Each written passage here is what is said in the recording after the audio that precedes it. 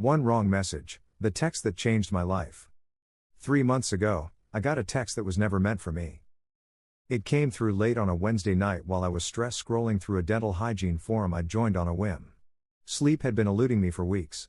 My jaw ached, my gums were sore, and I kept hearing this strange scraping sound when I chewed, like bone grinding against something it shouldn't. Then, ding, a message popped up in the forum's private chat box. "Hey, are you still up for the dental check this Friday? Dr. Lee says we need to take care of that gum issue before it gets worse." No intro. No name. No context. I blinked at it, confused. The message wasn't meant for me, just a classic slip of the finger, one letter off in the username, probably. But something about it caught my attention. Maybe it was how serious it sounded. Or maybe, in my stressed out, sleep-deprived state, I just wanted to talk to someone. I replied, "I think you've got the wrong person. But now I'm curious about this gum issue. Can you share more?" I didn't expect a response. But I got one, 3 minutes later. "Wrong person, but best message I've received this week. Happy to help you out." Her name was Sarah. Dental hygienist. From a completely different state. Somehow, that wrong message sparked one of the most unexpectedly meaningful conversations I'd had in years. At first, our chat stayed in dental territory. She asked questions like, "Do your gums bleed when you floss? Have you ever had a deep cleaning before? Do you clench your jaw when you sleep?" To my own surprise, I answered them. Yes, my gums bled. No, I'd never had a deep cleaning. And yes, apparently, I was clenching so hard in my sleep that I'd wake up with a sore tongue from pressing it to the roof of my mouth. I confessed how I hadn't seen a dentist in over 2 years. Work stress had piled up. I'd moved to a new city. No insurance. No time. The usual excuses. But she never judged me. Instead, she sent voice notes explaining how neglecting gum health could lead to sleep issues, fatigue, even brain fog. The mouth is the beginning of the body. It's where health starts and disease creeps in. People forget that, she said once. Her voice was calm. Confident. Kind. Over the next few weeks, we messaged almost daily. Sometimes about flossing techniques. Sometimes about better toothpaste. Sometimes about life. I learned she had left a high-paying job in a top-tier clinic to work in a free dental care program in underserved neighborhoods. She told me about kids with blackened baby teeth and adults with infections so bad they needed 4 antibiotics. Her passion wasn't just about clean teeth. It was about dignity. You'd be surprised how many people smile with their lips closed because they're ashamed. Fixing someone's mouth gives them back their face. I'd never thought of it that way. What surprised me most wasn't just how much I trusted Sarah. It was how much I looked forward to talking to her. One night, after a particularly bad day at work, I typed, "Is it weird that I feel more comfortable talking to you than anyone else in my life right now?" She responded almost instantly. "Not weird. Needed. We all need someone outside the storm sometimes." As weeks went by, I took her advice seriously. I bought a soft bristle brush and a water flosser. She taught me about tongue scraping, mouth taping, which sounded insane until it actually helped me sleep better, and magnesium rinses to calm nighttime jaw tension. And the results? Life. Changing. That scraping noise under my gums? Gone. The soreness in my jaw? Eased. The bleeding when I brushed? Stopped. Even my sleep? Deeper. I wasn't waking up at 3 a.m. anymore, sweating and biting down on invisible fears. But more than that. I began to feel seen. Not by a doctor. Not by a dentist. But by a stranger who somehow cared more than most people in my life ever had.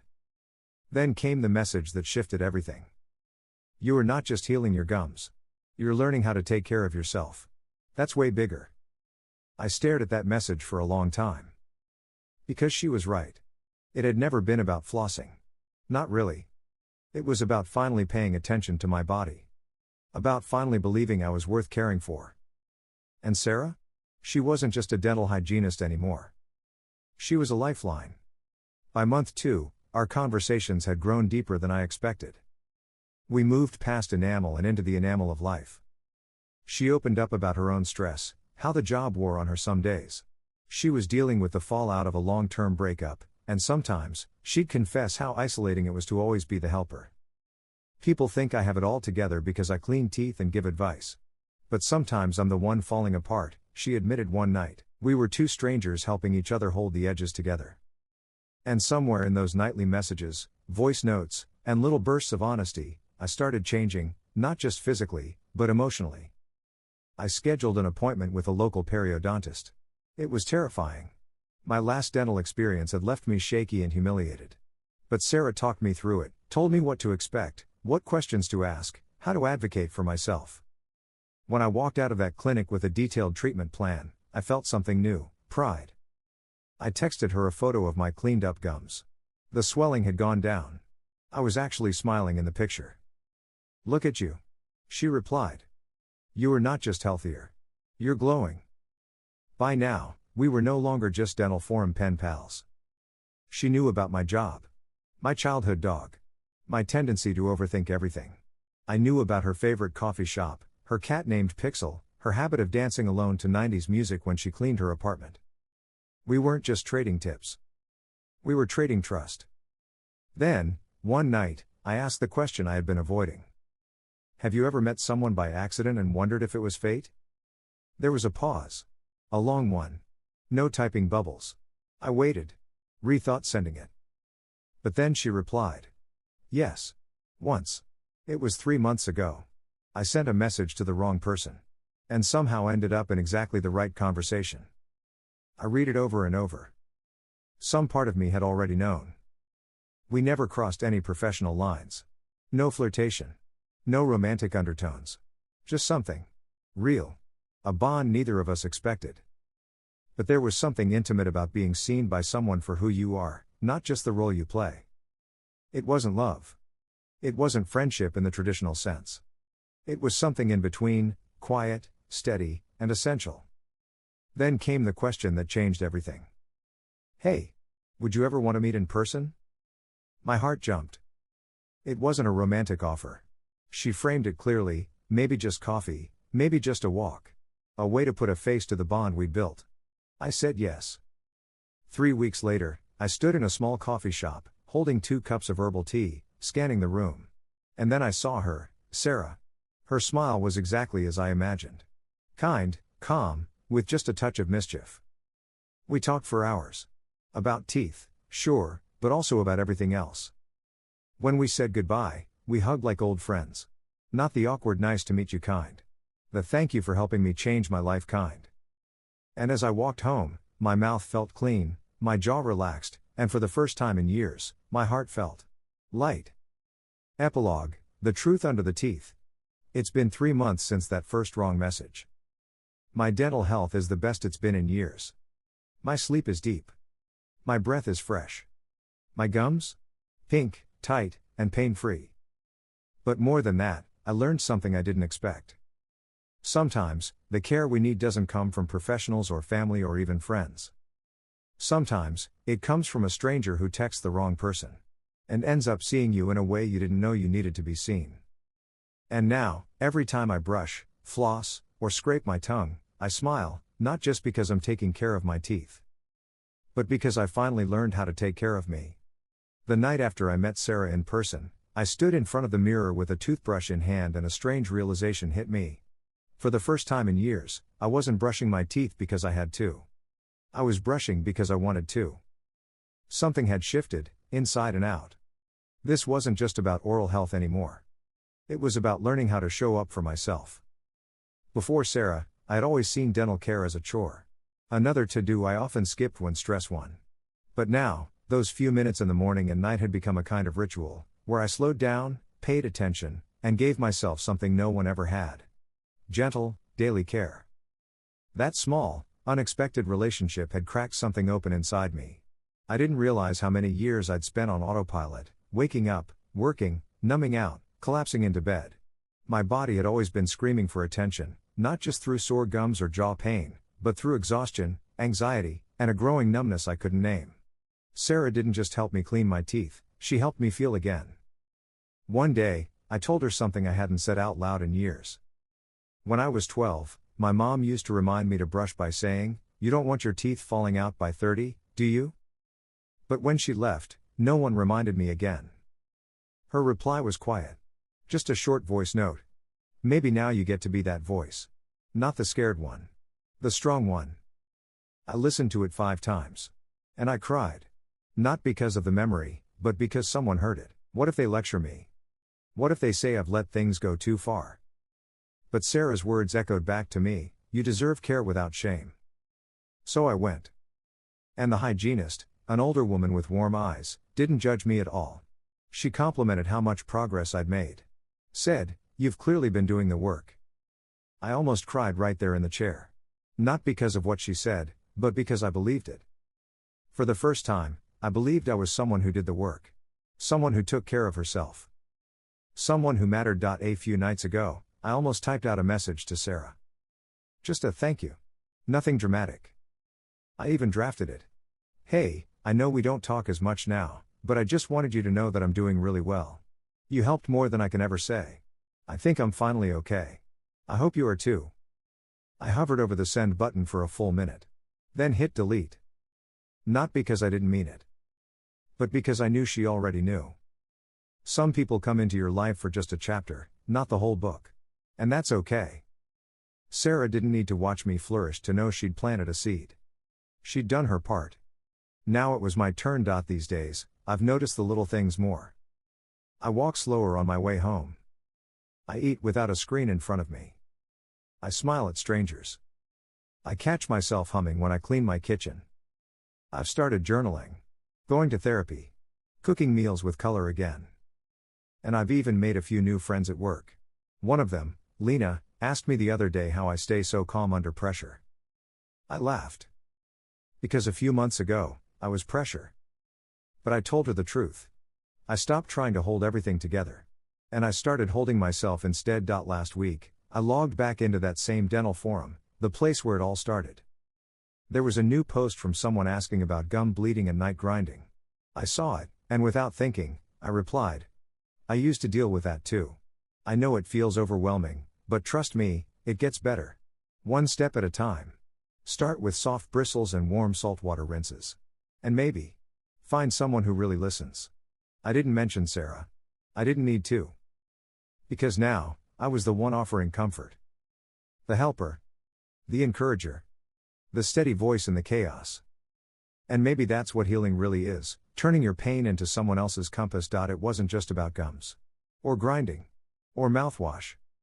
It was about how deeply we neglect ourselves in the name of survival, and how easily we forget that healing doesn't always look like therapy or big life changes.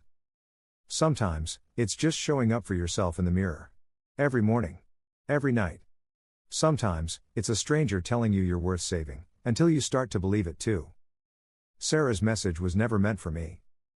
But maybe. It was. So here's what I'll leave you with. Check your messages. Reply to the weird ones. Brush your teeth like your life depends on it, because in some ways, it does. Don't underestimate the power of caring for yourself in small, repetitive, almost boring ways. That's where transformation begins. And if someone happens to text you by mistake, maybe don't ignore it. It might be the beginning of a story that helps you find everything you didn't know you were missing. Just like it was for me. 3 months ago, I was unraveling, quietly, invisibly. Now, I am becoming. And what's even more astonishing is this, the version of me writing this today never thought she'd exist. Not just healthier teeth. Not just better sleep. But a soul that feels lighter. Seen. Safe. Let's start with the simplest change, my daily routine. What used to be a blur of mindless brushing and collapsing into bed has turned into a grounding practice. I wake up before my alarm. Not to scroll or check work emails, but to breathe. To stretch. To take a few minutes with myself. In the mirror, I brush slowly, small circles, like Sarah taught me. I floss, not because I have to, but because it feels like kindness. I use a tongue scraper that still feels a little weird, but leaves me feeling cleaner than ever. There's something sacred in the stillness now. Something I never expected from such a basic habit. It's not about teeth. It's about attention. About reminding myself each day, you matter. The truth is, Sarah and I don't talk anymore. Not because of a fight. Not because something went wrong. But because everything went right. Our last real conversation was short but meaningful. She messaged. You've got this now. You don't need me every day, but I'll always be rooting for you. I replied. Thank you for being the reminder I didn't know I needed. And just like that, the chapter closed.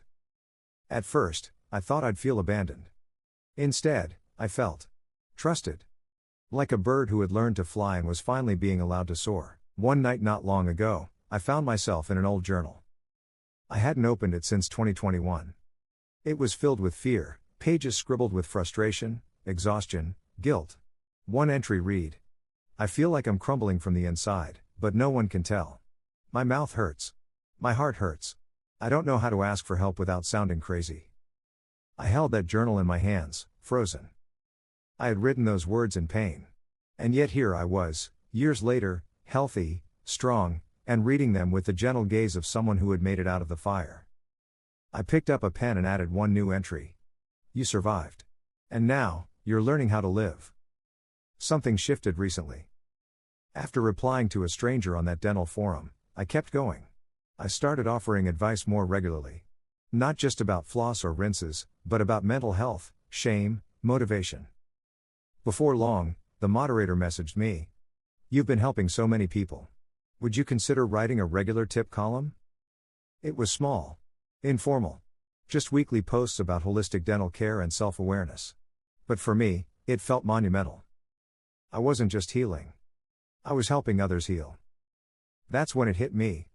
What Sarah gave me, I was now passing on. Like a relay of restoration. Like proof that healing doesn't just end with you, it multiplies. There's something powerful about caring for yourself without expectation. Not to be admired. Not to be praised. Just because you deserve to feel good. And somewhere in this journey, I learned how to love myself, not in an Instagram quote kind of way, but in real, tender, unfiltered moments. Cooking meals with color and flavor. Reading books I always said I didn't have time for. Walking without headphones, just listening to the wind. Smiling at myself after brushing, like I'd smile at a friend. This wasn't performative wellness. This was integration. I wasn't adding new habits to become someone else. I was stripping away everything that had kept me from being me. Today, I feel more grounded than I've ever been. I have a dentist I trust. A therapist who gently guides me. A journal that holds more hope than despair. And a body that finally feels like a home, not a battleground. I've made peace with silence. I've made peace with slow mornings. I've made peace with not always having the answers. But most of all, I've made peace with myself. It's funny how life works. A wrong message sent to the wrong person ended up being the right wake-up call. And as I sit here writing this final chapter, I think of all the people out there scrolling through forums late at night, aching for help, unsure what they even need. Maybe you're one of them. So let me send you a message. Hey, just checking in. Are you ready to take care of that gum issue before it gets worse? Before everything gets worse? I know you're tired. But I promise, it's not too late. You're not too far gone. You deserve care. You deserve rest. You deserve to come back to yourself. It may not be the message you were expecting. But it just might be the one you needed, just like it was for me. Sometimes, the most important message isn't from someone else. It's the one you finally send to yourself. And when you receive it, everything changes.